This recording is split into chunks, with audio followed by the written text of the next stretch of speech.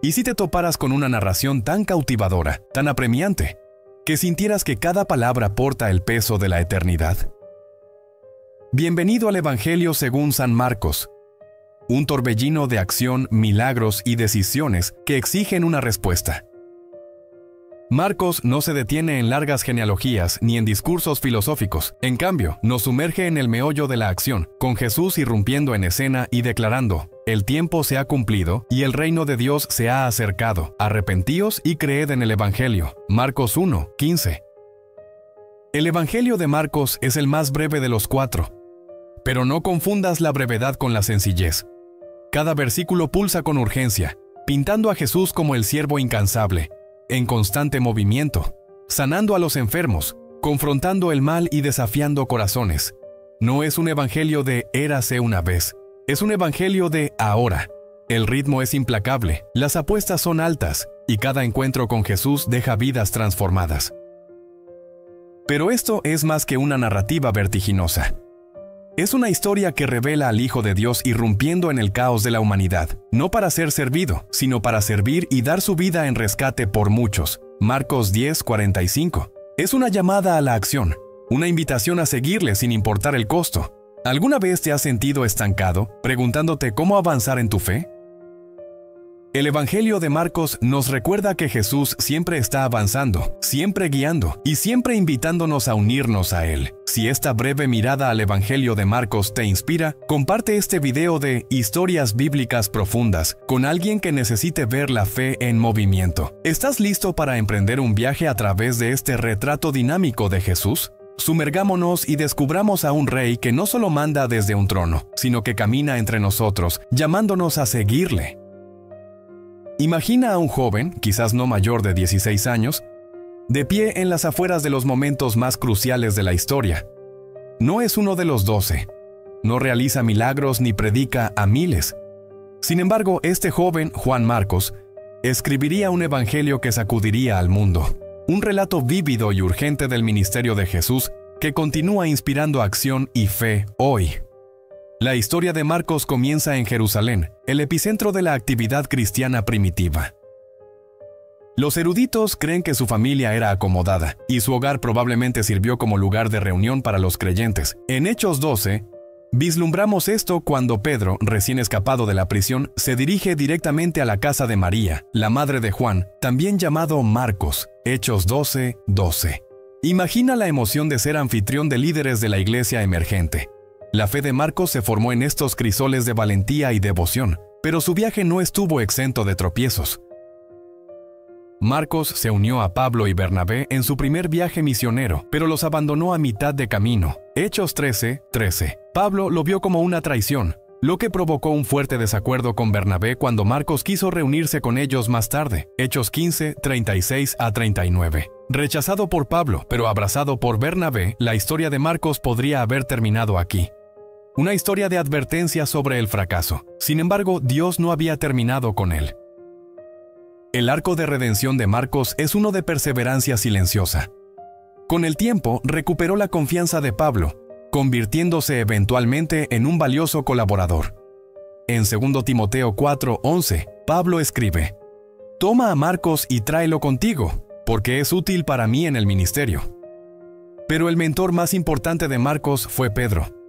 La tradición cristiana primitiva sostiene que el Evangelio de Marcos es en gran parte el testimonio de Pedro, filtrado a través de la pluma de Marcos. Imagina al joven escriba sentado a los pies de Pedro, escuchando atentamente mientras el apóstol relataba sus experiencias con Jesús, los milagros, las enseñanzas, el dolor de la negación y el triunfo de la resurrección. La perspectiva de Marcos es única. A diferencia de Mateo, que escribe para una audiencia judía, o Lucas, que aborda las preocupaciones de un meticuloso historiador, Marcos escribe con una inmediatez cruda. Su evangelio es el más corto, el más lleno de acción. No profundiza en los sermones de Jesús, sino que se centra en lo que Jesús hizo. Más de 40 veces Marcos usa la palabra luego, impulsando a los lectores de un evento a otro. Esta urgencia refleja a un hombre que entendió la brevedad de la vida y la urgencia del Evangelio. Quizás la propia vida de Marcos moldeó este enfoque. Había visto el costo de seguir a Jesús, la persecución, los sacrificios, la necesidad implacable de seguir adelante. Sus fracasos no lo descalificaron, lo equiparon para escribir para una iglesia que a menudo flaqueaba pero perseveraba. El Evangelio de Marcos comienza sin fanfarria, sin genealogía, sin relato de la natividad. En cambio, se abre con una audaz declaración: comienzo del Evangelio de Jesús el Cristo, Hijo de Dios. Marcos 1:1. Desde el primer versículo, Marcos no pierde tiempo en presentar la identidad y la misión de Jesús. Es un comienzo apropiado para un evangelio escrito por un hombre que había aprendido el valor del enfoque y la fidelidad. ¿Alguna vez has sentido que los fracasos pasados te descalifican para ser usado por Dios? La vida de Marcos se erige como testimonio de que nuestros contratiempos no nos definen. Su gracia lo hace. A través de la mentoría de Pedro y la guía del Espíritu, Marcos transformó sus deficiencias en un legado de fe que continúa llamando a los lectores a la acción. Imagina estar a orillas del río Jordán, el aire electrificado por la anticipación, mientras un hombre vestido de pelo de camello, con una voz como un trueno, clama: «Preparad el camino del Señor, haced rectas sus veredas». Marcos 1:3. Este es Juan el Bautista, el precursor, proclamando un mensaje que atraviesa la complacencia de Israel. Entonces sucede lo inesperado. Un hombre se adelanta entre la multitud. No un fariseo, no un escriba, sino un carpintero de Nazaret. Su nombre es Jesús. En un momento de humildad y propósito divino, Jesús desciende a las aguas del bautismo. Al salir, los cielos mismos se abren y el Espíritu desciende sobre él como una paloma. Una voz del cielo declara: «Tú eres mi Hijo amado, en ti tengo complacencia». Marcos 1:11. Este no es un bautismo ordinario, es la coronación del Rey y la comisión de su misión. Pero antes de que la misión pueda comenzar, hay una batalla que luchar. Marcos no se detiene en los detalles, pero sus palabras están cargadas de intensidad. Y luego el Espíritu lo impulsó al desierto, y estuvo allí en el desierto 40 días, tentado por Satanás. Marcos 1:12-13. 40 días de hambre, aislamiento y confrontación con el adversario. Imagina el peso de ese momento. Jesús, completamente humano pero completamente divino, enfrentando los susurros del tentador. Donde Adán cayó en el jardín exuberante, Jesús se mantiene firme en el desierto estéril. Cada victoria sobre la tentación es una declaración.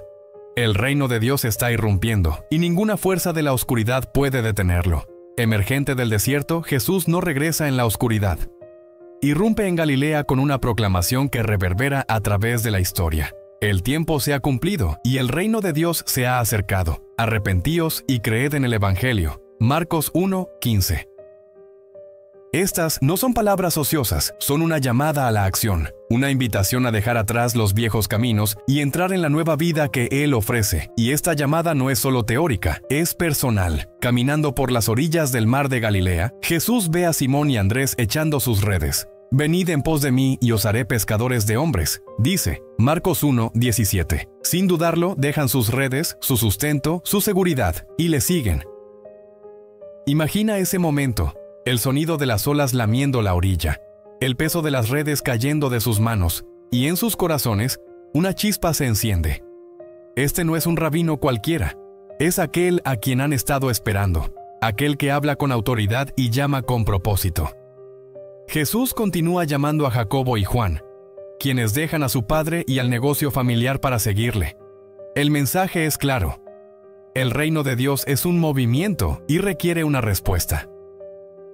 Exige no solo creencia, sino acción. No solo palabras, sino rendición. ¿Qué hay de ti? Si Jesús entrara en tu vida hoy y dijera, «Sígueme», ¿qué harías? ¿Qué dejarías atrás para responder a esa llamada? El Evangelio de Marcos no pierde tiempo en pintar un cuadro de urgencia y decisión. El bautismo de Jesús, su victoria en el desierto y su llamado al discipulado, todo apunta a la realidad ineludible de su misión. El reino de Dios está aquí. Y es hora de elegir dónde te paras. Visualiza esto, una multitud tan espesa que nadie puede moverse libremente, todos los ojos fijos en una sola figura. La esperanza llena el aire, transportada por susurros de historias imposibles. Los ciegos ven, los cojos caminan, los demonios huyen a su mandato. Para los desesperados y los olvidados, este hombre es más que un maestro, es su última esperanza. El Evangelio de Marcos está vivo con el poder de Jesús, revelando su autoridad sobre cada reino, la enfermedad, la naturaleza y las fuerzas espirituales de la oscuridad. En cada milagro su compasión brilla tan intensamente como su poder, sin dejar duda de que Él es el Hijo de Dios. Uno de los primeros milagros registrados en Marcos ocurre en una sinagoga en Cafarnaúm. Imagina la escena. Jesús está enseñando y la multitud se maravilla de su autoridad, diferente a todo lo que habían oído antes. De repente, un hombre poseído por un espíritu inmundo interrumpe, gritando: ¿Qué tienes con nosotros, Jesús Nazareno? ¿Has venido a destruirnos? Sé quién eres, el Santo de Dios. Marcos 1:24. Con calma inquebrantable, Jesús reprende al espíritu: cállate y sal de él. Marcos 1:25. Al instante, el hombre se convulsiona y el espíritu huye. La sala queda sumida en un silencio atónito, y luego comienzan los susurros. ¿Qué es esto? Una nueva enseñanza. ¿Y con autoridad manda aún a los espíritus inmundos y le obedecen? Este momento no es solo sobre la liberación, es una declaración. Las fuerzas del mal reconocen quién es Jesús y son impotentes ante él. A medida que las noticias de Jesús se propagan, la gente le trae enfermos y sufrientes en masa. En un encuentro notable, un hombre leproso cae de rodillas y suplica: «Si quieres, puedes limpiarme». Marcos 1:40. Jesús, movido a compasión, hace lo impensable, extiende la mano y toca al hombre. «Quiero», dice, «sé limpio». La lepra era más que una enfermedad. Era una sentencia de aislamiento y desesperación. Sin embargo, con un solo toque, Jesús restaura no solo la salud del hombre, sino también su dignidad y su lugar en la comunidad. Luego está la inolvidable historia del paralítico en Marcos 2. 4 amigos, decididos a llevar a su compañero paralítico a Jesús, llegan a extremos extraordinarios. Incapaces de atravesar la multitud, suben al techo, lo parten y bajan a su amigo sobre una estera. Jesús mira al hombre y dice algo inesperado: «Hijo, tus pecados te son perdonados». Marcos 2:5. Los líderes religiosos están indignados. Solo Dios puede perdonar pecados. Pero Jesús, conociendo sus pensamientos, les desafía. ¿Qué es más fácil decir, «tus pecados te son perdonados», o decir, «levántate, toma tu camilla y anda»? Para demostrar su autoridad, Jesús le ordena al hombre: «A ti te digo, levántate, toma tu camilla y vete a tu casa». Marcos 2:11. Ante sus ojos asombrados, el hombre se levanta, recoge su camilla y sale caminando. La multitud está asombrada, alabando a Dios. Nunca hemos visto nada igual. Incluso la naturaleza se inclina ante la autoridad de Jesús. Una noche tormentosa en el mar de Galilea, los discípulos están aterrorizados mientras su barca es azotada por las olas. Jesús, dormido sobre un cojín, es despertado por sus gritos. «Maestro, ¿no te importa que perezcamos?» Marcos 4:38. De pie en medio del caos, Jesús reprende al viento y ordena a las olas: «Silencio, cállate». Marcos 4:39. Al instante, el mar se calma. Los discípulos quedan asombrados. ¿Quién es este que aún el viento y el mar le obedecen? El poder de Jesús no se limita al ámbito físico. En la región de los Gerasenos se enfrenta a un hombre poseído por una legión de demonios. El hombre vive entre las tumbas, rechazado por la sociedad. Pero los demonios reconocen a Jesús y ruegan misericordia. Con una palabra, Jesús los arroja a una piara de cerdos. Y el hombre es restaurado, vestido y en su sano juicio. Marcos 5:1-20. Quizás uno de los milagros más conmovedores es la resurrección de la hija de Jairo. Mientras Jesús se dirige a casa de Jairo, una mujer que sufre hemorragias desde hace 12 años, le toca el manto creyendo que la sanará. «Tu fe te ha sanado», le dice Jesús. Marcos 5:34. Momentos después, llegan noticias de que la hija de Jairo está muerta. «No temas, solo cree», dice Jesús. Marcos 5:36. Al llegar, toma la mano de la niña y dice: «Niña, a ti te digo, levántate». Marcos 5:41. Inmediatamente ella se levanta y la habitación estalla en asombro. Estos milagros son más que demostraciones de poder. Revelan el corazón de Jesús. Él sana a los quebrantados, calma a los temerosos y restaura a los marginados. Su autoridad no se ejerce para dominar, sino para redimir. ¿Qué tormentas en tu vida necesitan el mandato de Jesús? ¿Dónde anhelas su toque sanador o su poder liberador? Imagina estar entre una multitud junto al mar de Galilea. Tus pies hundiéndose en la arena cálida, el aire zumbando de anticipación. Jesús sube a una barca, usándola como púlpito para enseñar a las multitudes reunidas en la orilla. En lugar de dar un mensaje directo, comienza con una historia, simple pero profunda. Un sembrador salió a sembrar su semilla. Marcos 4:3. La parábola parece ordinaria al principio. Las semillas caen en diferentes tipos de suelo, algunas en el camino, otras en tierra pedregosa, otras entre espinos, y otras en buena tierra. Solo las semillas en la buena tierra prosperan y producen cosecha. Para el oyente casual es solo un cuento de granjero, pero para aquellos con corazones abiertos es una visión de los misterios del reino de Dios. Los discípulos confundidos le preguntan a Jesús por qué enseña en parábolas. Su respuesta es reveladora y desafiante. Porque a vosotros os es dado el misterio del reino de Dios. Mas a los que están fuera, todas estas cosas les son hechas por parábolas. Marcos 4:11. Las parábolas de Jesús están llenas de significado. Simultáneamente revelan la verdad a aquellos ansiosos por comprender y la ocultan de aquellos que se niegan a ver. Son una invitación a acercarse, a escuchar atentamente y a buscar la sabiduría de Dios con humildad.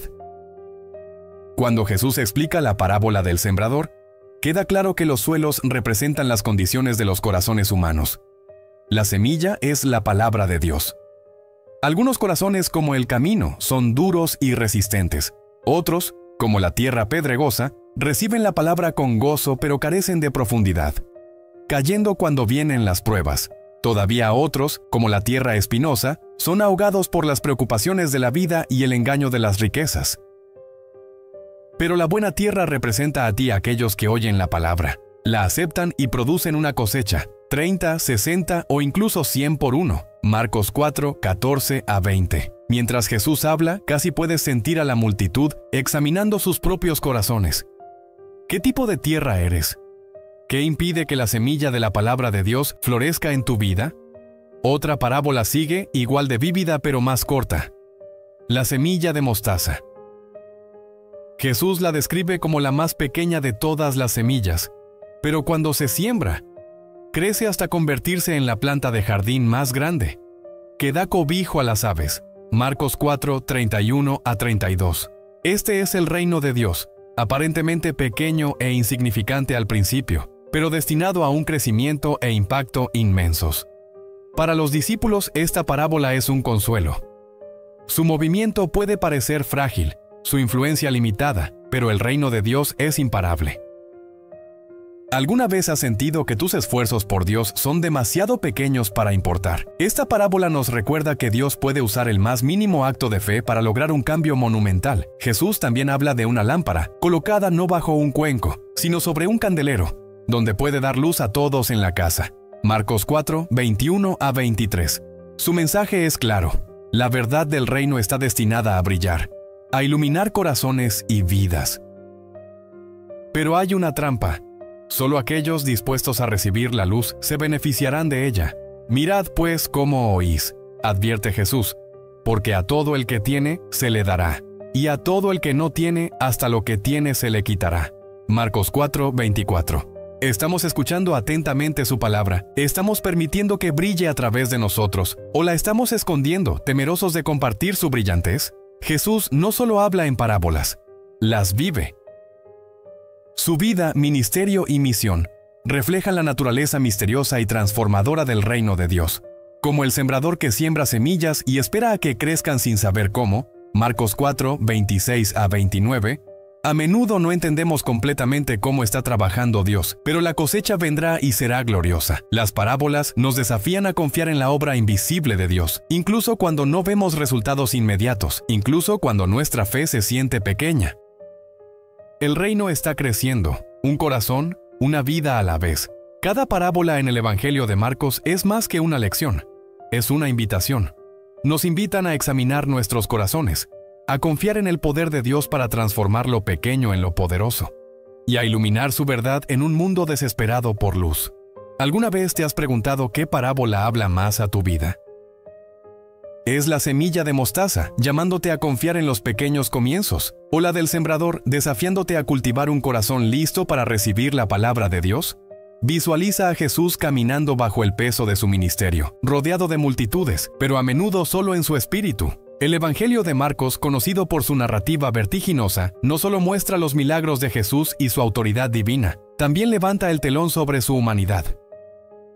Aquí encontramos a un Salvador que conoce el agotamiento, la tristeza y el dolor de la soledad. En Marcos 1:35, después de un día de sanación y enseñanza, vemos a Jesús retirándose temprano en la mañana, antes del amanecer, a un lugar solitario para orar. Imagina a Jesús arrodillado en una ladera rocosa, su voz apenas audible contra el viento susurrante. El peso de su misión le oprime, pero busca la comunión con el Padre, extrayendo fuerza para el camino que tiene por delante. ¿Alguna vez te has sentido abrumado por las demandas de la vida, anhelando solo un momento para respirar?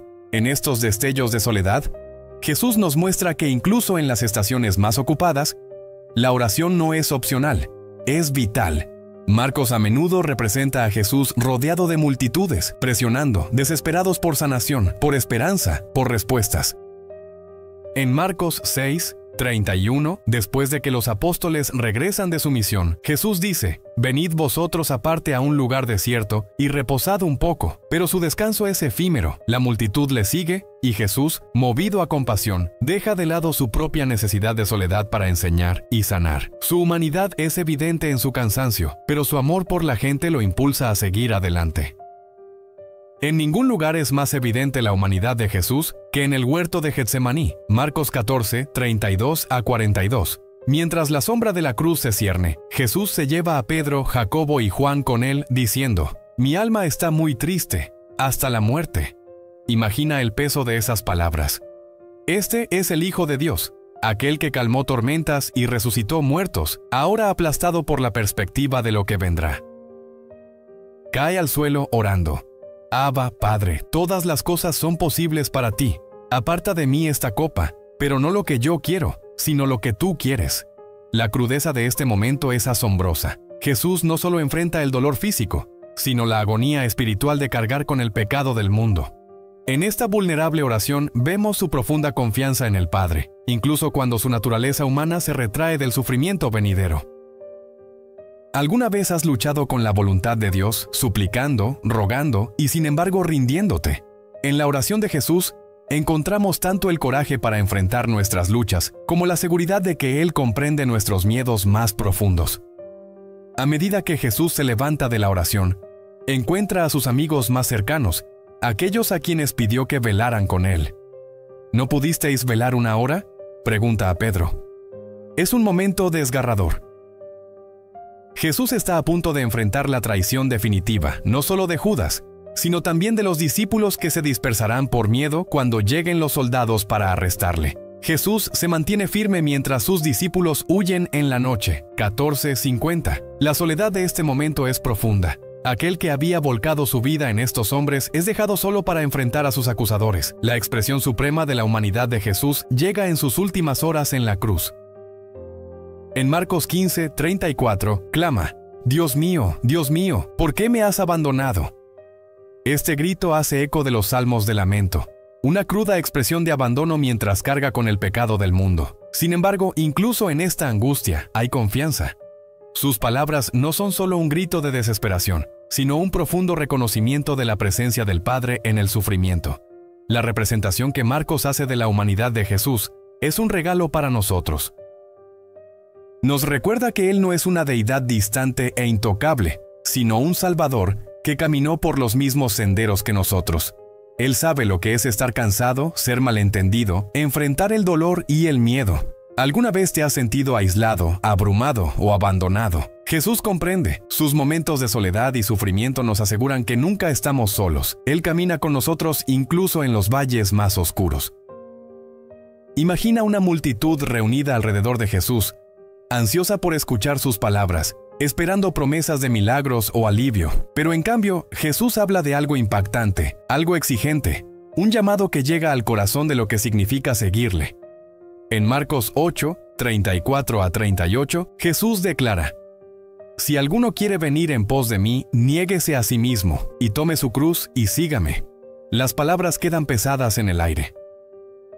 La cruz no es solo una metáfora. Para quienes escuchan, es un símbolo vívido de humillación, sufrimiento y muerte. Apenas unos momentos antes, Jesús había preguntado a sus discípulos la pregunta que definiría su fe. ¿Quién decís que soy yo? Marcos 8, 29.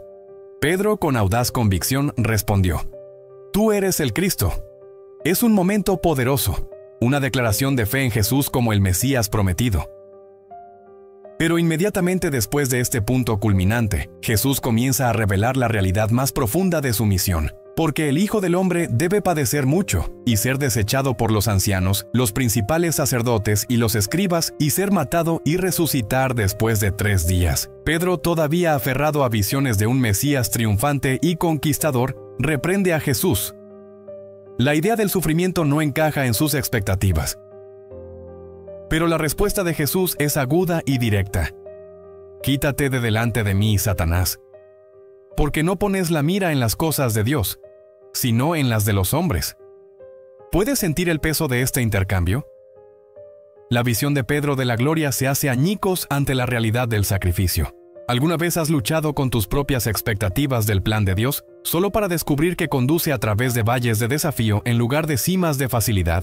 Jesús no se detiene ahí.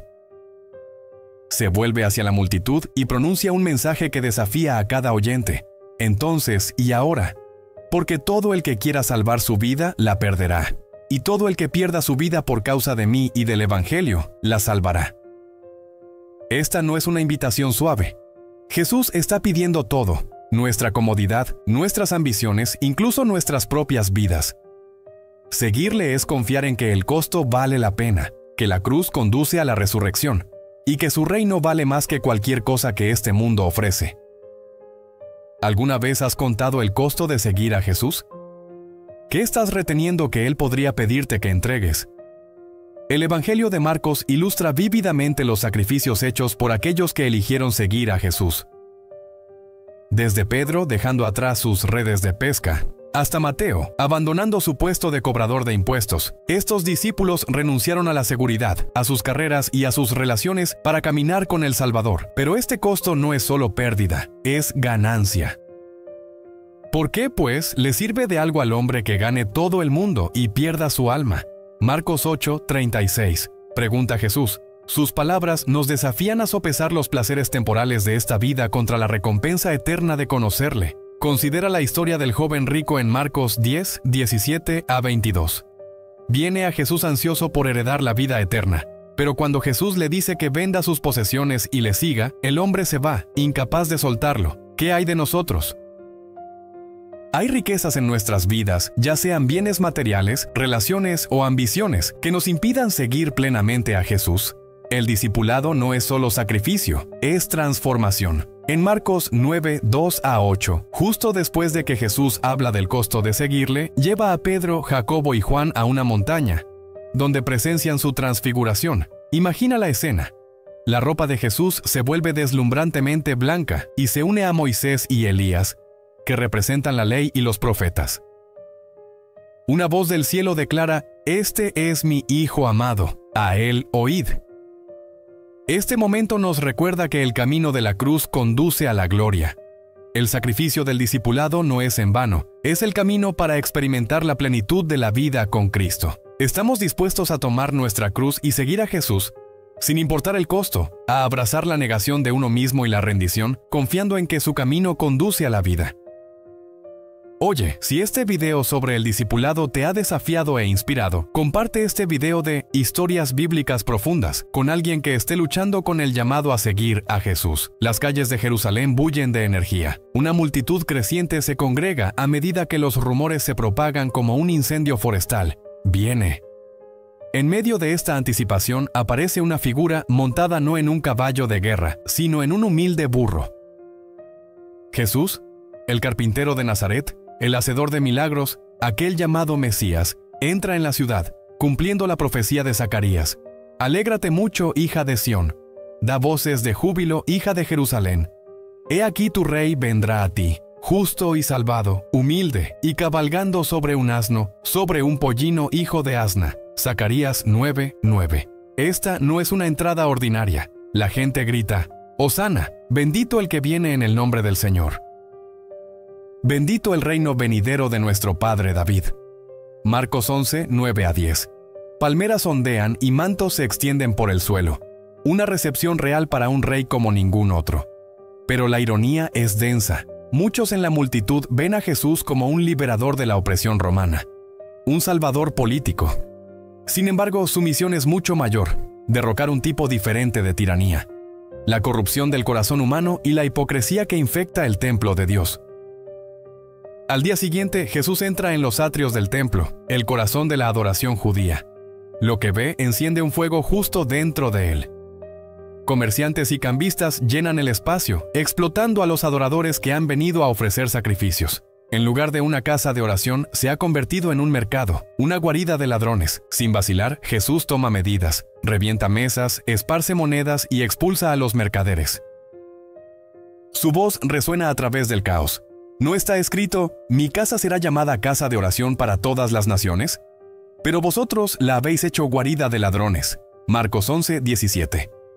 Imagina la escena, líderes religiosos mirando con indignación, vendedores apresurándose a recoger sus mercancías y adoradores atónitos hasta el silencio. Este momento no es solo para limpiar un espacio físico, es una declaración de que el reino de Dios no puede coexistir con la codicia y la explotación. ¿Alguna vez te has preguntado qué mesas Jesús podría querer derribar en tu propia vida? ¿Hay lugares donde la religiosidad externa enmascara la corrupción interna? Entrelazado con la limpieza del templo está la curiosa historia de la higuera. Marcos 11:12-14, 20-21. De camino a Jerusalén, Jesús ve una higuera llena de hojas, pero no encuentra fruto. Maldice el árbol y se marchita, un acto simbólico ligado al destino del templo. La higuera, como el templo, parecía viva pero no daba fruto. Su esterilidad refleja el vacío espiritual de los líderes de Israel, que exteriormente observaban la ley pero no producían la justicia, la misericordia y la fidelidad que Dios desea. ¿Con qué frecuencia nos centramos en las apariencias, esforzándonos por parecer fructíferos, mientras descuidamos la obra más profunda del corazón? Las acciones de Jesús en el templo provocan una reacción violenta. Los principales sacerdotes y los maestros de la ley comienzan a conspirar para matarle. Su desafío a su autoridad expone sus prioridades, no la adoración de Dios, sino la preservación de su poder. Esta confrontación entre Jesús y los líderes religiosos no es solo un momento histórico, es una advertencia atemporal. La religión sin transformación del corazón conduce a la corrupción. La verdadera adoración exige integridad, humildad y un amor genuino por Dios y por los demás. ¿Qué hay de nosotros? ¿Estamos viviendo vidas que reflejan una adoración auténtica? ¿O hemos permitido que otras prioridades se infiltren en los espacios sagrados de nuestros corazones? La entrada triunfal y la limpieza del templo revelan a un rey que es a la vez humilde y audaz. Jesús no busca el poder a través de la fuerza, sino a través de la verdad y el amor. Sus acciones desafían los sistemas de corrupción, al tiempo que invitan a todos los que están cansados y agobiados a encontrar descanso en él. Para la multitud que gritaba Hosana, este momento pareció el comienzo de una revolución política, pero Jesús se preparaba para entregar su vida, un sacrificio que limpiaría no solo un templo, sino los corazones de todos los que creen en él. La noche está cargada de tensión, el aire denso con un presentimiento de pavor. En la quietud de Getsemaní, un jardín que una vez simbolizó la paz, Jesús se arrodilla en oración. Su voz tiembla al clamar, Abba, Padre, todas las cosas son posibles para ti. Aparta de mí esta copa, pero no lo que yo quiero, sino lo que tú quieres. 14:36. El peso del pecado del mundo le oprime. La sombra de la cruz se cierne cada vez más. Sus discípulos, sus amigos más cercanos, están a pocos metros, pero no comparten su carga. En cambio, duermen ajenos a la magnitud de lo que está a punto de suceder. ¿No pudisteis velar una hora? Le pregunta Jesús a Pedro, su voz llena de una mezcla de tristeza y amor. Marcos 14:37. La tranquilidad de la noche se hace añicos cuando pasos distantes se vuelven más fuertes. Antorchas parpadeantes perforan la oscuridad y el clamor de una multitud que se acerca perturba el silencio. Al frente del grupo está Judas Iscariote, uno de los 12 de Jesús. Judas se adelanta, su rostro marcado por la determinación y quizás el arrepentimiento. La señal ha sido acordada. Un beso. Al acercarse, saluda a Jesús con un engañosamente tierno Rabí y lo besa. 14:45. Este acto, destinado a significar afecto y lealtad, se convierte en el símbolo definitivo de la traición. Jesús, con una calma nacida de un propósito divino, mira a Judas y dice: «Amigo, haz lo que viniste a hacer». Mateo 26:50. Imagina el poder penetrante de ese momento. Traicionado, pero aún dirigiendo a Judas como amigo. ¿Alguna vez te has sentido traicionado por alguien en quien confiabas? La respuesta de Jesús en este momento nos recuerda su amor inquebrantable, incluso para aquellos que se vuelven contra él. La multitud se abalanza, apoderándose de Jesús, pero Pedro, siempre impulsivo, desenvaina su espada y golpea al siervo del sumo sacerdote, cortándole la oreja. Marcos 14:47. Es un acto de resistencia inútil que falla en el punto principal. Jesús interviene, no para alentar la violencia, sino para detenerla. «Guarda tu espada», dice, su voz firme y resuelta. En este acto de moderación, revela la profundidad de su obediencia al plan del Padre. Esta no es una batalla de espadas y soldados, es una guerra espiritual, y la victoria vendrá a través de la rendición, no de la fuerza. ¿Alguna vez te has enfrentado a un momento en que la rendición se sintió como derrota? Jesús nos muestra que la verdadera fuerza se encuentra al confiar en la voluntad de Dios, incluso cuando conduce a un dolor inimaginable. Mientras Jesús es llevado, los discípulos se dispersan, cumpliendo su profecía anterior. Porque está escrito: «Heriré al pastor, y las ovejas serán dispersadas». Marcos 14:27. Las audaces declaraciones de lealtad de tan solo unas horas antes se disuelven en miedo y autopreservación. Pedro, quien había jurado estar al lado de Jesús hasta la muerte, le sigue a distancia, su valentía ya flaqueando. Los demás desaparecen en la noche, dejando a Jesús para enfrentar a sus captores solo. ¿Con qué frecuencia, como los discípulos, flaqueamos en nuestra fe cuando el costo se vuelve demasiado grande? Este momento nos desafía a examinar nuestra propia lealtad a Cristo frente a las pruebas. En medio del caos, Jesús permanece firme, conoce el horror que le espera, pero no resiste ni se retira. Cada paso que da, cada palabra que pronuncia, está en sumisión a la voluntad del Padre. ¿He venido contra vosotros como contra un ladrón? ¿Con espadas y palos para prenderme? Cada día estaba con vosotros en el templo enseñando, y no me prendisteis. Pero así es para que se cumplan las Escrituras. Marcos 14:48-49. Este no es un momento de derrota, sino de profunda obediencia. Jesús camina voluntariamente por el camino que se le presenta, sabiendo que conduce a la cruz. La traición y el arresto de Jesús son más que eventos históricos. Son un punto de inflexión en el plan divino de redención. La tristeza de esta noche es palpable, pero no es el fin de la historia. Incluso en la hora más oscura, el propósito de Dios brilla. Al reflexionar sobre este momento, debemos preguntarnos: ¿cómo respondemos cuando seguir a Jesús nos lleva a las sombras? ¿Estamos dispuestos a confiar en Él, incluso cuando parece que todo se desmorona? Si esta breve mirada a la traición y el arresto de Jesús te ha conmovido, comparte este video de Historias Bíblicas Profundas con alguien que necesita aliento. La noche ha dado paso a la luz gris del amanecer, pero para Jesús reina la oscuridad. Atado y cansado se presenta ante el Sanedrín, el tribunal más alto del pueblo judío. Estos son los hombres encargados de defender la ley de Dios, sin embargo se convocan bajo un manto de engaño. Esta no es una búsqueda de justicia, es un juicio con un veredicto predeterminado. Las acusaciones llegan rápidamente, una tras otra, sus voces elevándose en una cacofonía de mentiras. Oímos que decía: «Yo destruiré este templo hecho por manos humanas, y en 3 días levantaré otro, no hecho por manos humanas», grita uno. Marcos 14:58. Sin embargo, incluso en sus intrigas, sus testimonios no coinciden. La tensión en la sala es palpable, el aire denso de desesperación. A través de todo, Jesús permanece en silencio, ni una palabra de defensa, ni una réplica a la calumnia. La frustración aumenta a medida que el sumo sacerdote, su autoridad desafiada por la calma resolución de Jesús, pregunta: ¿no respondes nada? ¿Qué testifican estos contra ti? Marcos 14, 60. Pero Jesús no se inmuta. Entonces llega la pregunta definitiva, la que sella su destino. El sumo sacerdote se inclina, su voz cortando el caos. ¿Eres tú el Cristo, Hijo del Bendito? Por primera vez, Jesús habla. Su voz es tranquila pero firme, resonando con autoridad eterna. Yo soy, y veréis al Hijo del Hombre sentado a la diestra del poder, y viniendo en las nubes del cielo. Marcos 14, 62. La sala estalla en indignación. El sumo sacerdote se rasga las vestiduras fingiendo horror. ¿Para qué necesitamos más testigos?, exclama. ¿Habéis oído la blasfemia? ¿Qué os parece? El veredicto es unánime: muerte. Imagina la injusticia de este momento. El santo de Dios condenado por el mismo pueblo que debería haberle reconocido.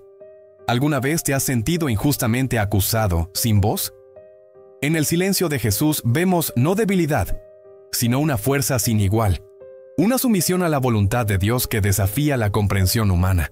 Los guardias se apoderan de él, sus puños volando en cruel burla. Profetiza: ¿quién te ha herido? Se burlan, sus risas resonando en la fría cámara de piedra. Marcos 14, 65.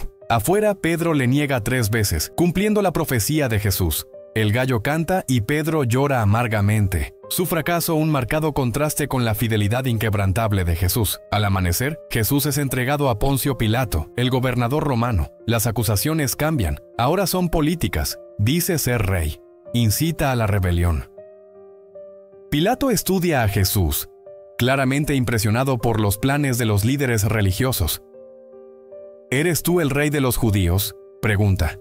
Tú lo has dicho, responde Jesús, sus palabras cargadas de tranquila verdad. Marcos 15, 2. Pilato insiste mientras los principales sacerdotes lanzan acusación tras acusación. Nuevamente, Jesús permanece en silencio. Pilato está asombrado. ¿Alguna vez te has preguntado por qué Jesús no se defendió? Podría haber desmantelado sus mentiras con una sola palabra. Sin embargo, su silencio dice mucho. Es el silencio de la sumisión a un propósito superior. El silencio de un cordero llevado al matadero. Pilato no ve culpa en él y ofrece una salida. Es costumbre durante la fiesta liberar a un prisionero. Pilato presenta a la multitud una elección: Jesús, el rey inocente, o Barrabás, un notorio rebelde y asesino. ¿A quién queréis que os suelte?, pregunta Pilato, su voz cortando el rugido de la multitud. ¡A Barrabás!, claman. Pilato está atónito. ¿Qué pues haré con el que llamáis rey de los judíos? La respuesta llega en un ensordecedor rugido: ¡crucifíquenle! Pilato, reacio pero cediendo a la presión, se lava las manos en protesta simbólica y entrega a Jesús para ser azotado.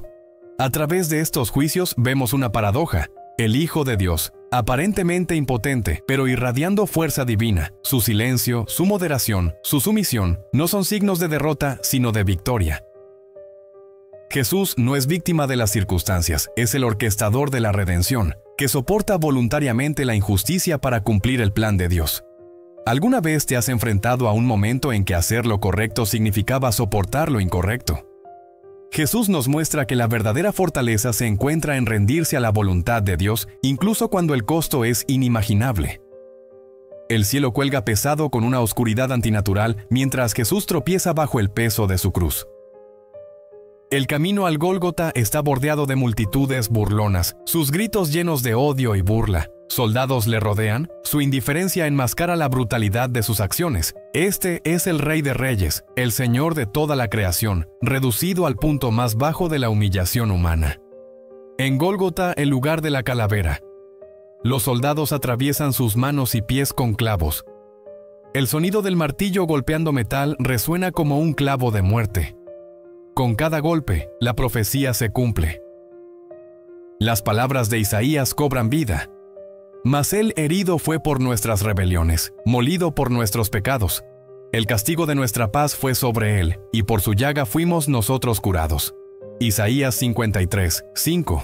A medida que la cruz se levanta y se clava en su lugar, el cuerpo de Jesús cuelga entre el cielo y la tierra, un puente para la redención de la humanidad. Sobre él, un letrero dice: Jesús de Nazaret, Rey de los Judíos. Está destinado a burlarse de él, pero declara una verdad mucho más profunda de lo que nadie allí entiende. A través de la agonía, Jesús habla. Cada palabra es una visión de su corazón, una profunda declaración de amor y propósito. Padre, perdónalos, porque no saben lo que hacen. Lucas 23, 34. En medio de su sufrimiento, Jesús intercede por sus verdugos, ofreciendo gracia a quienes le clavaron en la cruz. Dos criminales cuelgan a su lado. Uno le insulta, mientras que el otro suplica: Jesús, acuérdate de mí cuando vengas en tu reino. Con una compasión que trasciende su dolor, Jesús responde: De cierto te digo que hoy estarás conmigo en el paraíso. Lucas 23, 43. Incluso en sus últimos momentos, ofrece esperanza al arrepentido. Debajo de la cruz, su madre María está de pie, con el corazón roto al ver a su hijo sufrir. A ella Jesús dice: Mujer, he ahí tu hijo, y al discípulo Juan: He ahí tu madre. Juan 19, 26 a 27. En medio de su tormento asegura que ella será cuidada. Luego, mientras el peso del pecado del mundo recae sobre él, Jesús clama: Dios mío, ¿por qué me has abandonado? Mateo 27, 46.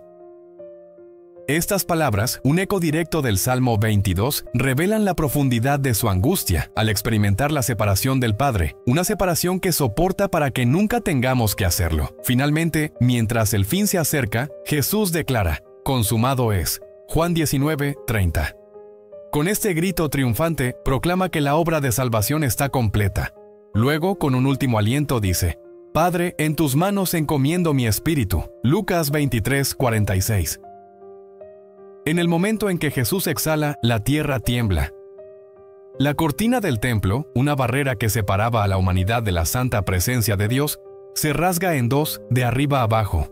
Es una declaración vívida. El camino a Dios ahora está abierto.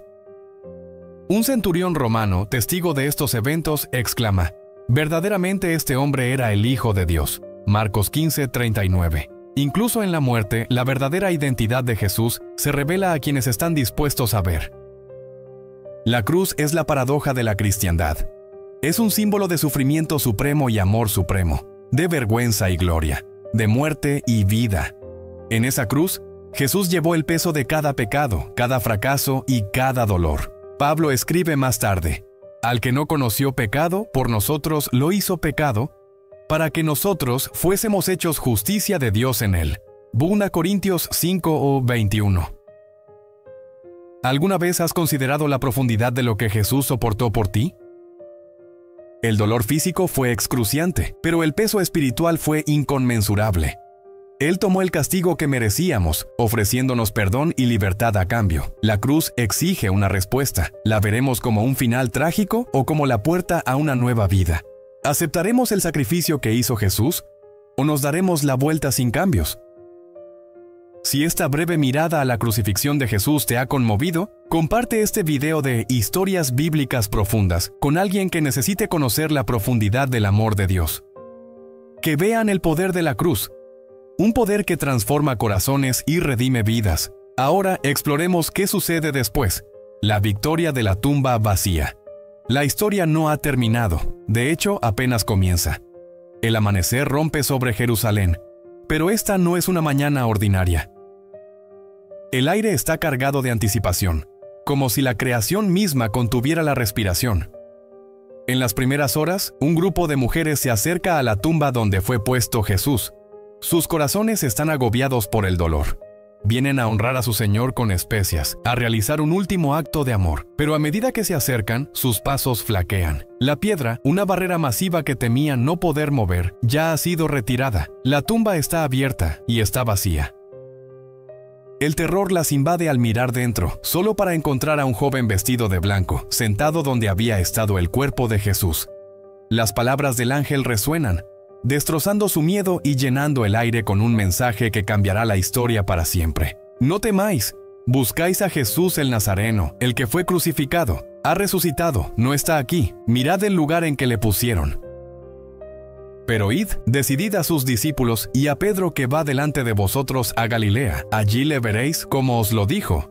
Marcos 16, 6-7. Ha resucitado. 3 palabras que transforman la desesperación en esperanza, la derrota en victoria y la muerte en vida. Las mujeres huyen de la tumba, sus corazones latiendo con una mezcla de asombro y miedo. ¿Podría ser verdad? ¿Podría aquel a quien vieron morir tan brutalmente estar ahora vivo? Su viaje se convierte en el primer paso de una cadena de eventos que llevará estas buenas nuevas a través de siglos y continentes. La tumba vacía es más que un misterio, es una declaración. La muerte, el enemigo final, ha sido derrotada. Pablo escribe más tarde: la muerte ha sido devorada en victoria. ¿Dónde está, oh muerte, tu aguijón? ¿Dónde, oh sepulcro, tu victoria? 1 Corintios 15, 54-55. Pero la tumba vacía no es el fin de la historia. Jesús aparece a María Magdalena en el jardín, llamándola por su nombre. Camina con 2 discípulos en el camino a Emaús, explicándoles cómo las Escrituras apuntan a él. Se presenta ante sus discípulos en una habitación cerrada, mostrándoles sus manos y costado, diciendo: «Paz a vosotros». Juan 20, 19. Imagina su asombro, su alegría. El hombre que vieron crucificado está vivo, de pie ante ellos, no como un fantasma, sino en un cuerpo glorificado. Sin embargo, incluso en esta alegría hay un desafío. Tomás, uno de los 12, duda hasta que pueda ver y tocar a Jesús por sí mismo. Cuando Jesús finalmente se le aparece, dice: «Mete aquí tu dedo y mira mis manos, y acerca tu mano y métela en mi costado, y no seas incrédulo sino creyente». Abrumado, Tomás exclama: «Señor mío y Dios mío». Juan 20, 27-28. ¿Alguna vez te has encontrado dudando, necesitando una prueba tangible del poder de Dios? La historia de Tomás nos recuerda que Jesús nos encuentra en nuestra duda, ofreciendo exactamente lo que necesitamos para creer. A medida que la realidad de la resurrección se asimila, Jesús reúne a sus discípulos en una montaña en Galilea. Aquí les da su misión. Por tanto, id y haced discípulos a todas las naciones, bautizándolos en el nombre del Padre, y del Hijo, y del Espíritu Santo, enseñándoles que guarden todas las cosas que os he mandado. Y he aquí yo estoy con vosotros todos los días, hasta el fin del mundo. Amén. Mateo 28, 19-20. La resurrección no es solo una victoria, es una llamada a la acción. El triunfo de Jesús sobre la muerte es el fundamento de la misión de la Iglesia. Los discípulos ya no son solo seguidores, son testigos, encargados de llevar este mensaje que cambia vidas hasta los confines de la tierra. La resurrección lo cambia todo. Prueba que Jesús es quien afirmó ser el Hijo de Dios, el Salvador del mundo. Valida sus enseñanzas, cumple la profecía y asegura la promesa de vida eterna para todos los que creen en Él. ¿Alguna vez has considerado lo que la resurrección significa para tu propia vida? No es solo un evento en la historia. Es una invitación. La victoria de Jesús sobre la muerte ofrece esperanza ante la desesperación, propósito en medio de la incertidumbre y vida que conquista incluso la tumba. El Evangelio de Marcos es un viaje vertiginoso, un evangelio de movimiento e inmediatez, donde Jesús camina por las páginas con un propósito que no puede ser ignorado. Es la historia del Rey Siervo, Jesucristo, quien demuestra que la verdadera grandeza se encuentra en el servicio, y la verdadera fe se ve en la acción. Pero el Evangelio de Marcos no es solo un relato histórico, es una llamada a las armas para cada creyente. Desde las primeras palabras, comienzo del Evangelio de Jesús el Cristo, Hijo de Dios, Marcos 1:1, hasta el mandato final de llevar este Evangelio a los confines de la tierra, Marcos nos invita a entrar en la historia y vivirla. Considera el llamado inicial de los discípulos en Marcos 1:16-20. Jesús encuentra a Simón, Andrés, Jacobo y Juan, junto a sus redes de pesca, sus vidas atadas a los ritmos del trabajo y la supervivencia. Entonces Él dice: «Venid en pos de mí y os haré pescadores de hombres». Sin dudarlo, dejan todo, su sustento, sus familias, su comodidad, para seguirle. ¿Alguna vez te has preguntado qué se necesitaría para salir de tu zona de confort, para dejar atrás lo que conoces por un llamado mayor que tú mismo? La fe en el Evangelio de Marcos no es pasiva, es un verbo. Es moverse cuando Jesús dice, venid. Es confiar cuando Él dice, id. A lo largo de Marcos vemos la fe chocando con circunstancias imposibles. El paralítico bajado por el techo, Marcos 2, 1 a 12. La mujer con hemorragia que toca el manto de Jesús, Marcos 5, 25 a 34. El padre de un niño endemoniado gritando, «Creo, ayuda a mi incredulidad», Marcos 9, 24. Cada historia revela la misma verdad. La fe no consiste en tener todas las respuestas, sino en traer lo poco que tienes, tus dudas, tu desesperación, tu esperanza, y ponerlo en las manos de Jesús. Imagina estar en esa multitud, viendo a Jesús volverse hacia la mujer hemorrágica, llamándola hija. Imagina la alegría temblorosa del Padre mientras su hijo es restaurado. ¿Qué podría hacer Dios en tu vida si te atrevieras a confiar en Él en tus momentos más desesperados? Marcos 10, 45 encapsula el corazón del Evangelio. Porque el Hijo del Hombre tampoco vino para ser servido, sino para servir, y para dar su vida en rescate por muchos. Jesús es el Rey Siervo, cuyas cada acción está marcada por la humildad y el amor.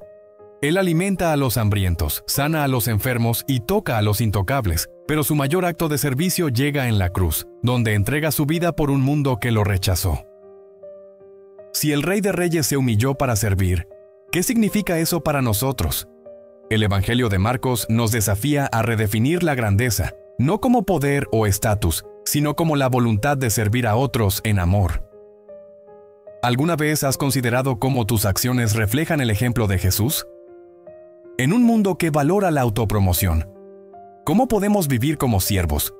¿Poniendo a los demás primero? El Evangelio de Marcos no rehúye el costo del discipulado. Jesús advierte a sus seguidores: si alguno quiere venir en pos de mí, niéguese a sí mismo y tome su cruz y sígame. Marcos 8:34. Este no es un camino fácil, es un llamado al sacrificio, a soportar las dificultades y a permanecer fieles incluso frente al rechazo. Piensa en los discípulos dispersos tras el arresto de Jesús, su fe puesta a prueba hasta el punto de quiebre. Sin embargo, después de la resurrección, estos mismos discípulos se convierten en audaces testigos, llevando el Evangelio hasta los confines de la tierra. Su historia nos recuerda que incluso cuando nuestra fe flaquea, la gracia de Dios restaura y nos capacita para continuar la misión. El Evangelio de Marcos termina con un mandato: id por todo el mundo y predicad el Evangelio a toda criatura. Marcos 16:15. La fe en Marcos no es un asunto privado. Es una declaración pública. Son acciones que señalan a otros a Jesús. Es vivir de tal manera que el mundo vea al Rey Siervo a través de nuestras palabras y hechos. ¿Alguna vez te has preguntado cómo es vivir tu fe en acción, entrar en los lugares rotos del mundo y llevar la esperanza de Cristo? El Evangelio de Marcos nos hace a cada uno de nosotros una pregunta. ¿Qué harás con la historia de Jesús? ¿Serás como los discípulos que dejaron sus redes para seguirle? ¿Serás como la mujer que extendió la mano con fe, confiando a Jesús su dolor? ¿Llevarás el mensaje de la cruz y la tumba vacía a quienes no lo han oído? ¿Estás listo para aceptar el llamado? Jesús todavía dice: venid, seguidme. ¿Darás un paso de fe? El Evangelio de Marcos no es solo un libro para leer, es una historia para vivir. Presenta a Jesús como el Rey Siervo, aquel que vino no para ser servido, sino para servir y dar su vida en rescate por muchos. Marcos 10:45. A través de la narrativa vívida y vertiginosa de Marcos, hemos sido testigos de la compasión implacable de Jesús, el poder asombroso de sus milagros y su determinación inquebrantable de redimir a la humanidad a través de la cruz. Pero Marcos no nos deja como meros espectadores, nos desafía a responder. Desde la llamada inicial a arrepentíos y creed en el Evangelio, hasta el mandato del Cristo resucitado de id por todo el mundo y predicad el Evangelio, el mensaje de Marcos es claro: la fe no es pasiva, se mueve, actúa y se sacrifica. Y ahora, la historia no termina con una tumba vacía, comienza allí. El Rey resucitado nos invita a llevar la esperanza del Evangelio a un mundo que la necesita desesperadamente. ¿Aceptarás el llamado a seguirle, a vivir una vida marcada por el servicio, el amor y la fe inquebrantable en acción? Si este viaje a través del Evangelio de Marcos te ha inspirado, comparte este video con aquellos que necesitan aliento en su fe. Juntos abracemos el desafío de vivir el Evangelio, tal como lo hicieron los discípulos. Gracias por acompañarnos en Historias Bíblicas Profundas. Mantente arraigado en la gracia, impulsado por la fe y listo para actuar. Hasta la próxima vez, que la paz de Cristo guíe cada uno de tus pasos.